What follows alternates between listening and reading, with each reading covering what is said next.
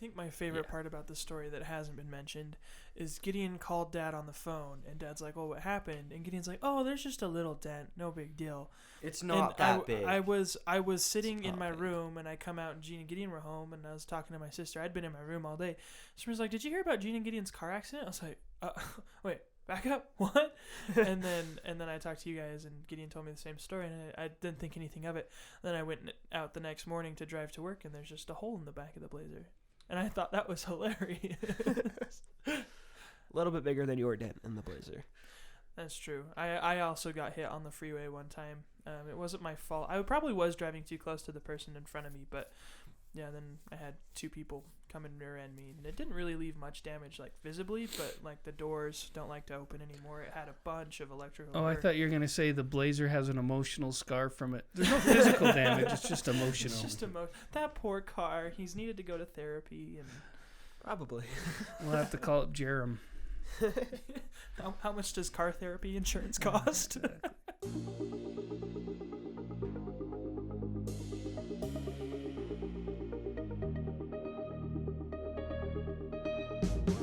Welcome to Adulting Decrypted, the show where we break down the complex code of common conundrums into logical living, an effort to decrypt the code we call adulting. We are your hosts. I'm Roscoe, the dad. I'm Gideon, and I am the youngest. Yeah. The first of the youngest? Yes. Yeah. When it comes to being the youngest in the family, he always takes first place. Always. So, I guess. Okay. And I am Ashton, and I just got home from a drumline competition. Y'all know I'm the oldest already, so I had to come up with something different. And I'm Gene, and I just came from a toga party.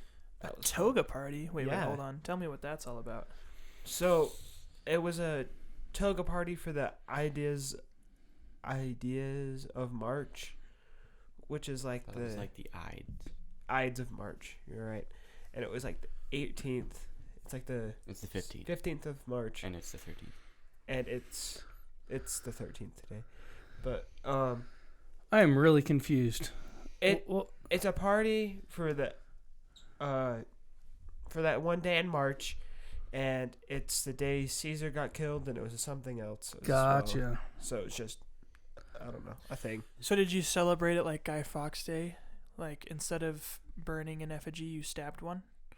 Yep, exactly. Joking. Please, joking. Well, I mean, there was someone with a hidden stage knife that would go around stabbing people. Try to be hidden and everything. Oh, there you go. Yeah, for those who are unaware, Guy Fawkes Day is a English holiday, and once a year they light a big old bonfire and put, I guess, like a dummy or something on it because of Guy Fawkes. You can Google that. We don't need to talk about it. Sweet. Okay, today we are going to talk about the long-lost segment of I Adulted this week. And what I wanted to do is give each of us a time to say what we adulted, like, for this, like, month, I guess, because we haven't done it for that long. And just a little bit of story and insight on how we are adulting just like you. Woo. Would anyone like to start? Ooh, pick me. Okay. I think Gideon wants to go first. Yay. Okay, so I was thinking about this. You told me, I don't know how, like a couple days ago, Thursday or Friday or something, and it's Saturday. And you're telling me your idea, and I was thinking, ooh, what could I do for adulting? And I thought of something, if you didn't know that already. But I thought of something, and I was thinking about almost like a job, sort of. And it's we do this thing where we get boxes of product from a company, and we either take off tags, put on new tags, like barcode stuff and prices and whatnot. Right, one of our ways to bring income in for the family, right, into my business. Yeah, and so I was doing some of that 2 weeks ago, I think, 2 weeks in this week, and I don't know, it's like my own sort of job, and it's cool to see that I've started doing that for adulting, because making money is important, kids. So, yeah. Nice. And what good lessons has that taught you? Work isn't work if you do it right. So if like positive attitude and maybe 5 seasons of Psych, but either way, like It's a good show. it's so good. But yeah, just working the right way, not necessarily the hard way. I like it. It's all of it is adulting, but you also did something a week before that kind of motivated you into wanting to tag some more boxes and make a little bit of money. What did you do there? Ooh, I think I know what you're talking about. So I have this metals class at school where we got to weld and stuff, and I don't know if I've mentioned this. I probably have, but I welded up at our cabin that we got and we're making and whatever. My uncle taught me how to weld, and so I was welding up there, and I really liked it. And I'm taking this metals class, and I was doing it, and I wanted to make like a BMX rail. So just pieces of metal that I can grind on with my pegs or like tie ride, just mess around on my bike. And so I don't know, I made some plans. Make sure to get good plans before you buy stuff because it's expensive. And so I got my plans, and I went over to Metal Mart. I bought the stuff. I went after school to my shop teacher's classroom, like the shop, because he said I could, and had asked him to bring the metal down after school. I welded for a couple hours. Friend came over. He helped me weld, and yeah, it was pretty fun, but it was really, really expensive. So I think that's what you were getting to. Yeah, so. just the bigger part is that you had a project that you wanted to do that cost money. And instead of saying, look, I'm not going to be able to make the money, you went, oh, cool, I'm going to do this. I'm going to spend the money, and then I'm going to make some more money. So really, that's really adulting, right? It's seeing what you want. It's going after what you want. Did society care if you built the rail? No. Did mom and dad tell you to build the rail? No. So you adulted. You took a project on and accomplished it. Very cool. Yeah, I think it also proves the point that when there's a will, there's a way. And I might add that as part of that project, like Gideon said, I brought the metal down. And I got to do a long-time dream of mine, which was drive on the school sidewalk. Because the shop has a driveway that goes all the way from the parking lot, another 10, 15 yards into where it is. And I was like, Gideon, you want this metal? He's like, yeah, I'll come out and get it. And I was like, oh, you know what? I'll just back up. So I got to back up, and I don't know why, but in junior high, I was like, oh, it'd always be fun to drive up to that. So I got to do that too. Not stealing from you, Gideon. I was excited about your metal and me driving. Okay. Just adding on. I love it. Just made it clear that you weren't running over kids on the sidewalk. No, don't do that.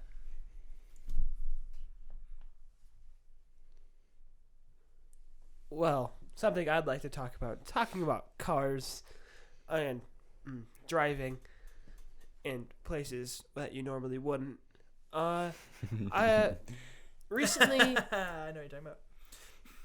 me and Gideon have been going up to skiing and like Sundance, because we're just getting snow again. Sundance is a ski resort, just so you know. Yeah, Sundance ski resort, and one day we were driving up. It was a little snow slushy, and it was like, oh, you know what? That'll be all right. It'll be okay. It's not too bad.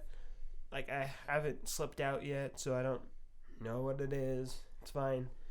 And then we were turning this corner, like right before a tunnel. There's like this tunnel thing right before we turn off to go to Sundance Ski Resort. And as we were turning this corner to like go towards the tunnel, I I see this police officer over on the other side guarding like where another like vehicle like hit the mid rail and like broke it. And I'm like, ooh, that must be terrible right now because it's snowing and it's cold. Must not feel too great. And I was like driving, and I came across the corner, like the car wasn't turning, and it like the tail started drifting to where I was, towards the tunnel, like where I wanted to go, and the front wasn't. And then I like overcorrected and turned the wheel really hard the other way, and then like I spun and like I put the back of the Blazer, which is a 2001 Chevy Blazer, basically a metal brick. Glad it was that car. And it went backwards into the side guardrail, like the one that keeps you from going like into a river. So, and then I like sat there. Then the police officer kind of just like looked at us, and then like went back to his truck, grabbed the things that we needed to fill out, brought it over. It was all smooth after that, but getting kind of attest to this, one of the first things out of my mouth was, crap, now I have to pay for insurance. Yep. Because one thing that we do in our house, or at least Dad has set up, was that if the ticket was the vehicle's fault, or at least I know this is for the buggy, if there was a problem with the vehicle, then he'll pay for it, but if it's your stupidity, you're going to have to pay for it. And, I mean, slipping on not correcting correctly is kind of your fault, because there wasn't really anything wrong with that. And he said if we got in a ticket, then we'd have to pay for insurance, because it would raise the insurance. Yep, you slid sideways or backwards, kind of tail end into the guardrail. So where's the adulting part of that? Doing that or doing what? I was about to get to there. A good adulting skill is being able to crash into guardrails. Is what what Gene's pointing out. Oh yeah, totally. Any teenager being able can to do that. Wait. Oh, I don't know if this is hurting your story. I'm so interested to hear Dad's part of the story that follows along that same timeline as well as when he was informed about the story. I didn't know if Dad wanted to share that. Well, I just got a phone call, and as the cop was coming up to Gene, and Gene was in the guardrail, Gideon had me on the phone, and he goes, "Why were you going so fast?" And Gene goes, "Yep, I know, I messed up." And the cop said, "Start the car." Gene goes, "It won't start." Cop said, "Put it in park." "Oh, good, you fixed it, cop. Good job." And then he held up traffic, and Gene was able to turn around. He was 180 degrees in the wrong direction. He was able to turn around and go up and fill out paperwork. But as he was driving, as he was leaving there, I said, "Don't admit to anything. Just write down exactly what happened." And I said, "Just be real careful." Yep. And then later, when I got back home, my dad, or Roscoe, or however you want to say it, this man to my right, They can't see your right and left. It doesn't matter. I'm the bald one. Yeah. The one with the big R on his face and the logo. Yeah. Then he told me to send him an email with the picture of the damages on the Blazer, because I wasn't still on that roadway to take a picture of it and show what damages I did, and take the picture of the Blazer and tell my exact details on how I remember the story that day, so that if I needed to go into court, I had all the information I needed before my mind got swayed in either direction, I guess. And then currently I still need to pay Mom and Dad back for paying for the ticket and online driving school, so that I can get that off my record. Driving school is a way that if you show with a plea of abeyance that you could be hey, if I don't break the law in 2 years, can you wipe this off my record? Kind of bargaining with them. Yeah, you only have 9 months, ironically enough, so they made it easier on you. Yeah. Oh, yeah, you're right. It is 9 months. But it cost you how much money right now if you don't break the law again and you get this off your record? Nothing for insurance. Yeah, but how much was the ticket? $130 plus driving school, which that one's 50. 65. 65 because of convenience. So $195. And we all know, Gene was saying earlier, how the adulting part of this was running into the guardrail. We know the reason that Gene did this is because he wanted to do driver's ed part 2. He was telling us just before, he was I loved driver's ed so much in high school. So with the thing, it's kind of if you guys have ever done that 4-wheeler license thing, or the boating ones, they're all kind of the same. They give you information, then you have to fill out a quiz, And then if you get the quiz wrong, you have to go through all the information again. But this one was nice because you had a timer. And it's like, this is how much time you have to spend. So when I was like reaching towards the end, I'm like, you know what? I kind of need to cushion out this timer a little bit. So, and then I'd like filling out the questions. If it had like 3 or 4 more seconds, I'd just like wait till it finishes. And like before I click continue to give myself a few more minutes overall. But the adulting part is figuring out how to get to that, how to like pay the fees, and then actually doing the driving school, mailing them back the certificate with like signatures and stuff so that I can get that all cleared up. What happens if you didn't go take care of it? I would probably get arrested. Yeah, you get a warrant is what they called it. They even said, hey, Gene's got to show up before court. Mom and I got something because you're underage. Said you got to get Gene to get this taken care of, or he has to show up in court. There will be a warrant out for him. So, yeah, good. That was definitely adulting. Kind of put yourself in the way of that one. I think my favorite part about the story that hasn't been mentioned is Gideon called Dad on the phone, and Dad's like, "Oh, what happened?" And Gideon's like, "Oh, there's just a little dent, no big deal." It's not that big. I was sitting It's in not my big. room, and I come out, and Gene and Gideon were home, and I was talking to my sister. I'd been in my room all day. She was like, "Did you hear about Gene and Gideon's car accident?" I was like, "Wait, back up, what?" and then I talked to you guys, and Gideon told me the same story, and I didn't think anything of it. Then I went out the next morning to drive to work, and there's just a hole in the back of the Blazer. And I thought that was hilarious. A little bit bigger than your dent in the Blazer. That's true. I also got hit on the freeway one time. It wasn't my fault. I probably was driving too close to the person in front of me, but yeah, then I had 2 people come and rear-end me, and it didn't really leave much damage, like visibly, but like the doors don't like to open anymore. It had a bunch of electrical. Oh, I thought you were going to say the Blazer has an emotional scar from it. There's no physical damage. It's just emotional. It's just that poor car. He's needed to go to therapy, and Probably. We'll have to call up Jerem. how much does car therapy insurance cost? Meditate. Now. Well, very cool. That was a good adulting story. I liked it. So I guess we're going in age, huh? So Ashton's up next. I don't know, Gene. It's your show. I guess. Who feels like they have the better story to follow that up? I don't know. Mine story's about cars too, so I guess I can keep us in the same vein.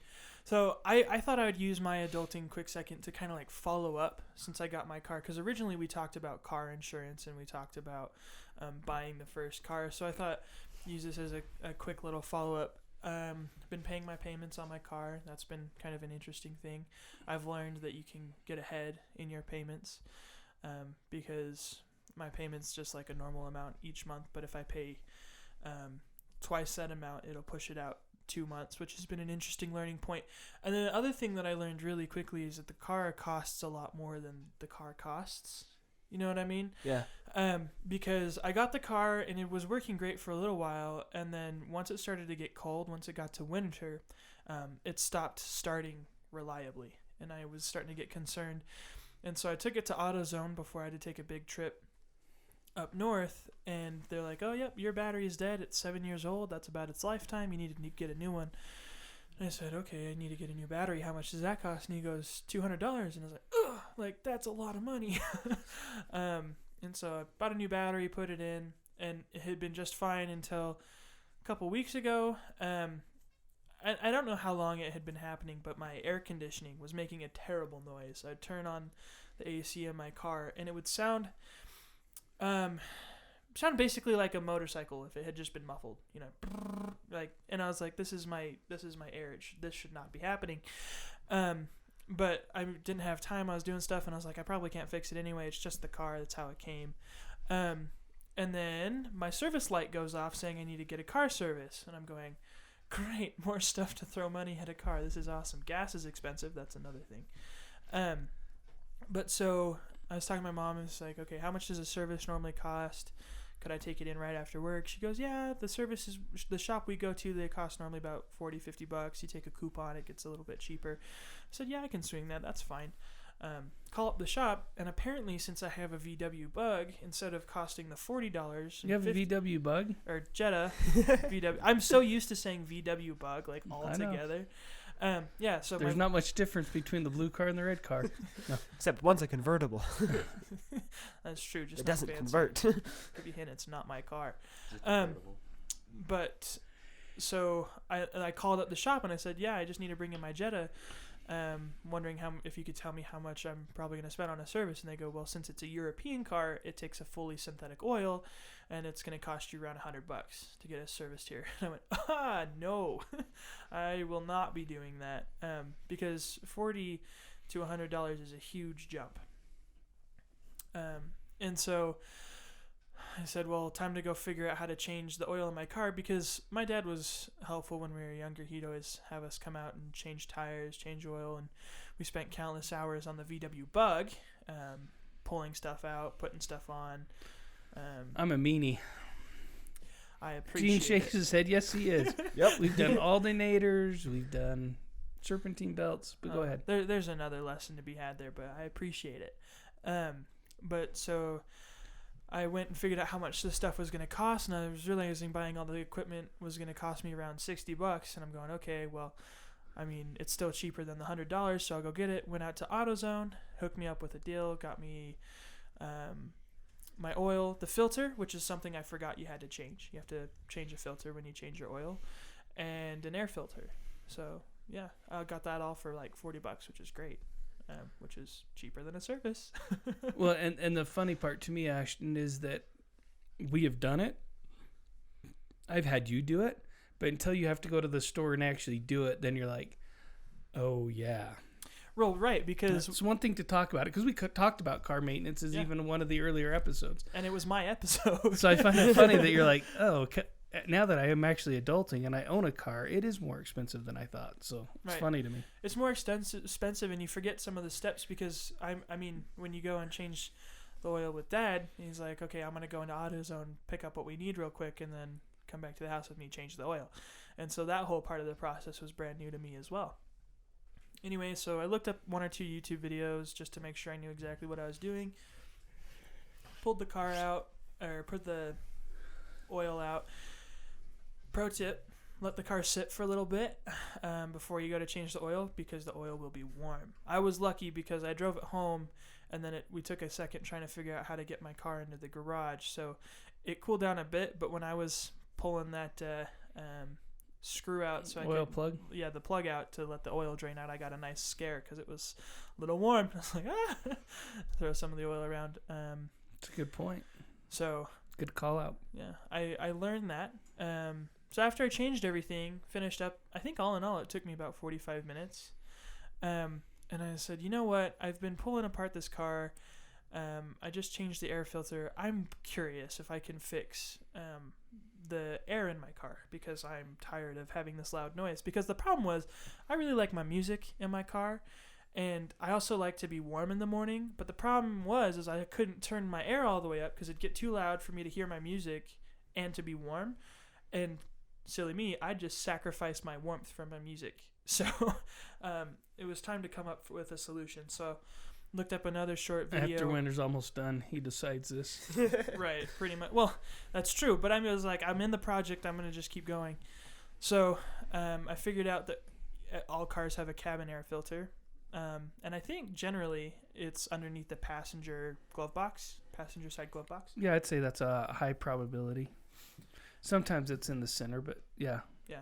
So I figured out how to pull off the protective cover that hides the cabin filter, and I opened it up and realized my cabin filter was sitting halfway out of its little box that it was supposed to be in. So I was like, oh, perfect, that's the noise. So figured out how to close it up, put it back all in, turned my car on, turned on the air just as loud as ever. I'm going, this is ridiculous. So I said, that's not it. So as I left the air on, I started kind of feeling around that same general area, because that's where I could tell the sound was coming from. And I finally found the thing that was supposed to be the fan, and I was looking at it and I go, it's German engineering. I should be able to figure out how to pull it out. So I turned it off. I was like, this plug probably keeps it going. So I pulled the plug out, and started trying to figure out how to twist the fan out. Ended up having to watch another YouTube video. After fully reclining my passenger seat, pushing it all the way back, and basically laying completely upside down on my chair. Yeah. Hilarious image. My mom has it in photos because I asked her, I was like, Mom, can you come help me? She's like, yeah, sure. And then, as moms do, she came out, started laughing hysterically and taking pictures of me. I was like, that's not what I want. I think every one of your guys' story needs a picture attached to it now. I can see Gene's with the little dent, Gideon's with his rail, and Ashton upside down in his car. Yeah, there we go. That's what we'll do. We'll post them all. And so I figured out how to pull the fan out. And as I pulled it out, I look inside, and there's a receipt inside the fan from 2017 for a parking permit or whatever. And so either it had just fallen in and I had noticed it, or it had been in there for almost 4 years, and whoever had the car at the time was like, oh, it's just broken. Like, it's just loud now. And so as soon as I pulled that out, spent another 20 minutes figuring out how to get the fan back in, because that was a tight squeeze. Turned the air back on, and I was like one of the happiest. It's so silly how happy I was about it, but it was like one of the happiest things. I was like, it works. Like, it's not loud. I get my air, and I get my music all at the same time. And it was funny because I had a lesson that I was going to go teach right after that. And as I was driving there, I was going from 0 to full power, and I was like, no noise. Yes. Like, I was so happy. That's so funny to me. Because you asked me about a week before that what was going wrong and what my thoughts are. Do you remember what I told you? Didn't you say the cabin air filter, or did you say the fan? I said, I'll bet you it's one of two things. You got a piece of paper stuck in a fan, or the blower's broken. Like a vacuum hose or something. And you're like, oh, crap, sounds like a lot of work. And I'm like, well, all you can do is Google it and try and figure it out. And you're like, I can live with it. And then I love that you jumped on it and took after it and fixed it up. Yeah, I think being forced to do the oil change helped me decide, you know what, I'm spending all day on my car, I'll just keep going until I'm satisfied. Well, I think that's a good point on adulting. Sometimes we wait so long that the project becomes a priority, right? I don't remember hearing that noise when you bought the car last summer. Do you know what I mean? So, but in all fairness, I only test drove it with you once, you know what I mean? And we were listening for a ton of other stuff and watching a bunch of other stuff. Yeah, but what's interesting to me there, Ashton, is just sometimes we wait so long that we're like, okay, I don't have a choice. I just have to dig into it, right? Where this one was like, I'm enjoying what I'm doing. I feel like I've got some success with the car. Let me try this and see if I can fix it real fast, right? So, and I think we all do that as adults. We get busy with our life. There's a ton of different directions to go, and then all of a sudden we have to go solve the big problem. So thank you. Great share. Yeah, no worries. And I think one other lesson that I'd tack on, it's kind of small and maybe a bit pedantic, but the fact that YouTube is a great tool still. It's much more often it's a distraction than it is a tool. But like one of the reasons I was able to solve the problem so quickly is I just looked up a video that was about 3 minutes long, and it answered all my questions. Relatively all my questions. That's a good point. I was teasing with my cousin yesterday when we were working on our cabin on one of the projects. I said, I'm really good as long as I have YouTube. And he chuckled and he goes, so if you have internet, you're pretty handy. Without it, you're kind of a mess. And I thought a lot about that. And I don't know that I am, but I do lean on it a lot. I think we can do a lot more than we give ourselves credit for, because you eventually would have figured it out. But the question is, do you take 45 minutes or an hour to figure it out and then do a 30-minute job? Or as a kid, what we would do is it was called the Shelton's Manual, and we'd flip to certain pages and it would tell you, to undo the transmission, take this bolt, this bolt, this bolt, this bolt, right? Kind of like an owner's manual, but super thick and super detailed. We have one for the buggy, right? And we've used it to set timing, etc., because it's so hard to find stuff for it. But I think we're smarter than we give ourselves credit for, but I also think there are professionals that we can rely on, and it's knowing when to do which. Right, and that's actually a good plug for the episode we did last season, which is to fix it ourselves or go have someone fix it. So if you haven't listened to that one, that's actually, if that conversation interests you, that's something really fun to jump into. Just because you can doesn't mean you should, right? I think was one of the and themes of that. And just because you can't doesn't mean you can't. Just because you haven't doesn't mean you can't. There you go. That's a better way to say it. Yeah, I like it. I think it's your turn, Dad. Awesome. So this is really kind of small and fairly quick to do, but this last week I adulted in that I sat down and went through all my finances and looked at my records and made sure that I knew where I was on track and where I was spending my money, and made sure that I level set it for 2020. I do a monthly budget. Your mom and I do. It's kind of loose. It's looser than it has been, because financially we're better off than we have been for a while. But I just wanted to make sure that I was trending up. I'm 6.5% up, so I'm moving in the right direction. Even with some different outlies that I've done, of some spending I've done on stuff that I think is important. Cabin, 2 or 3 different businesses, but I'm still able to grow my wealth. So to me, the money's not everything, but neither is air. Try and go without either. For air for a couple minutes, you start to feel it, and money for a couple months, and you start to feel it. But the biggest problem for me is sometimes I let money carry an artificial weight. What do you think I mean by that? Well, for me, my mind first went to, are we giving it more credit for our current life than it deserves? Because I think money is a monetary value, and sometimes we also give it an emotional and physical value to us as well. That's a good point. So I like that. That's where my mind went. What about you guys? Ever thought about it? Artificial weight sounds like a fake weight, or something else that you put onto it. Like, oh, if I don't have money, then you're tying something else also to that. Yep. So it's adding more weight where weight isn't needed. Or yeah, interesting. Good point. Gideon, any thoughts, or is it too arbitrary? I don't know. I think Gene said exactly what I was thinking on that one. So. Okay, fair.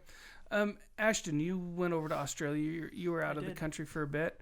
When you went over there and switched from our bills to their bills, any difference? Our bills to just in USD cost? to Aussie money, did it feel different? Yeah, I mean, I was shocked when I first got there about how expensive everything was. But did the what do they call it in Aussie? What's their currency called? Ours is USD, right? It's Australian dollars. Okay. So instead of United States dollars, it's Australian dollars. Yeah. So it's ASD, Australian dollar. What? AUD. Yep. So on the Australian dollar, did it feel real?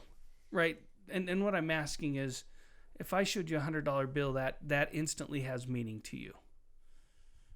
Yeah. And you know what it took to get it and to earn it. If you got an Australian $100 bill, did it carry the same emotional weight? Well, it's a kind of a really hard one to answer, because everything we do as far as transactions go, we're card. Like, we had a bus card. Gotcha. We had Gotcha. a card that constantly got our stipend. However, an Australian 75 or a US dollar is an Australian 75 cents. Okay. And so, oh no, sorry, I said that backwards. 75 cents in America is a dollar in Australia. Unless it's changed. When I was there, that's what it was.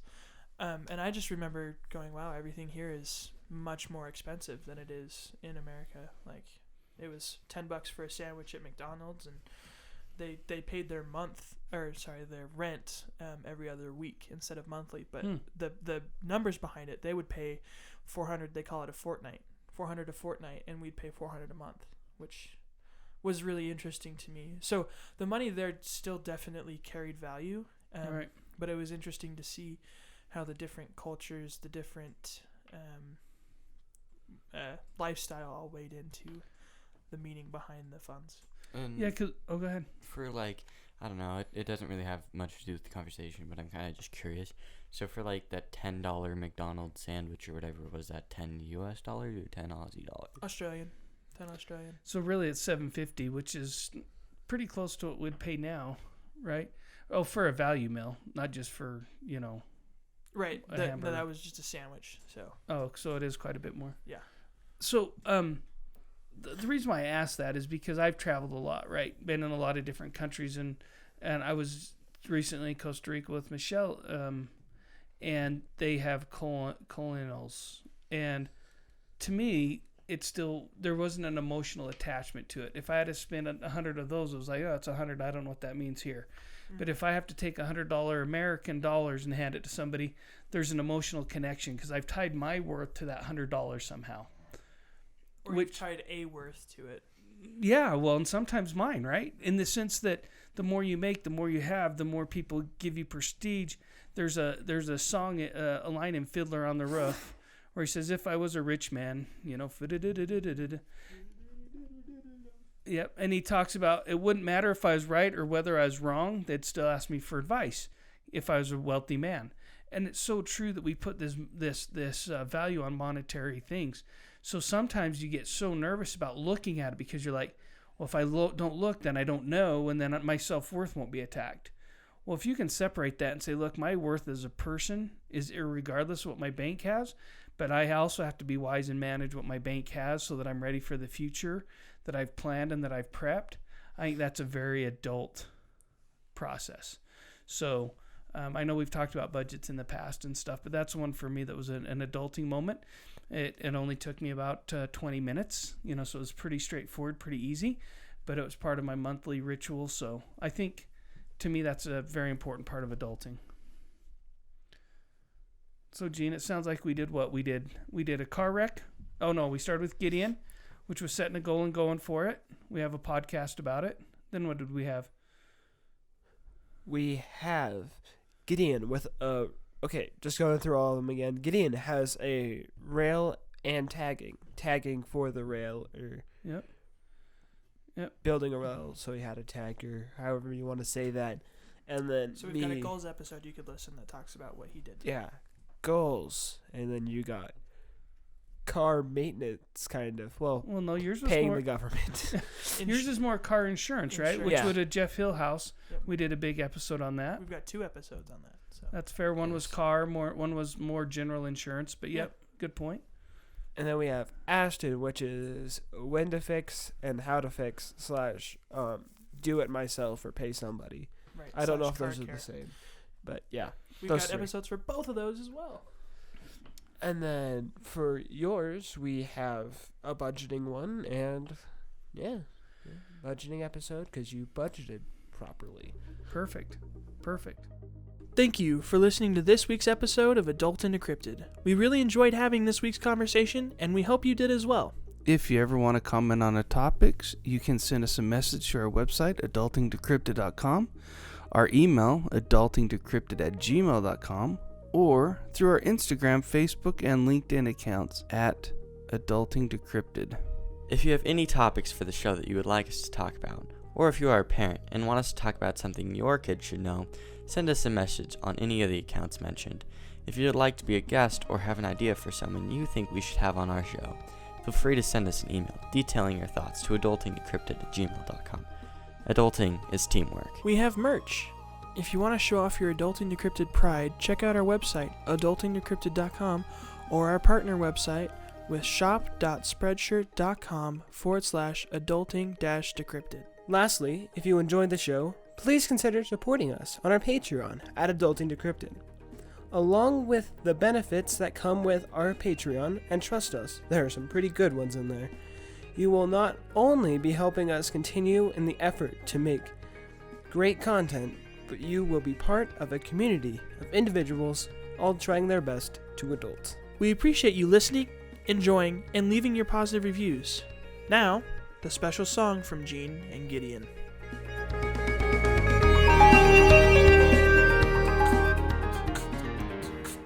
Like an adult, Doing stories for the second or third time. like an adult, learning what I need to do and how to do it. Do it.